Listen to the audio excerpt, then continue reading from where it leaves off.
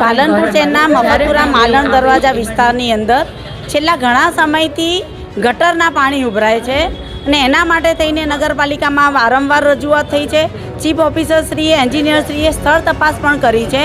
એમ છતાં પણ એનો કોઈ નિકાલ ન આવતા નગરપાલિકામાં આ વિસ્તારના રહીશો પહોંચી વળ્યા હતા. ત્યાં રજૂઆત કર્યા પછી નગરપાલિકાએ એક દિવસ ખાલી જેસીબી ટ્રેક્ટર મોકલી અને વરસાદી પાણીના નિકાલની જગ્યાએ ગટરના પાણીના નિકાલ માટે થઈ અને સપાટા કરીને જતા રહ્યા ને લોકોને સંતોષને સાંત્વના આપી દીધી.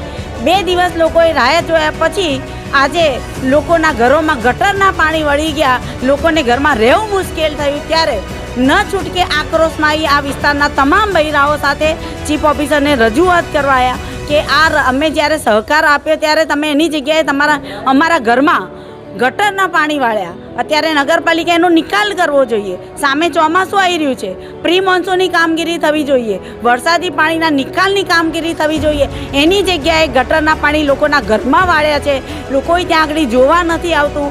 અમે અત્યારે એમની સાથે રહી ચીફ ઓફિસરશ્રીને રજૂઆત કરી છે કે જો ટૂંક સમયની અંદર આ ગટરના પાણીનો યોગ્ય નિકાલ નહીં થાય તો અમારે આ લોકોની સાથે પ્રજાજનોના હિતમાં, એ લોકોના આરોગ્યના હિતમાં ન છૂટકે આપણી ચેમ્બરમાં બેસીને ધરણા કરવા પડશે એવું ધ્યાને લેશું.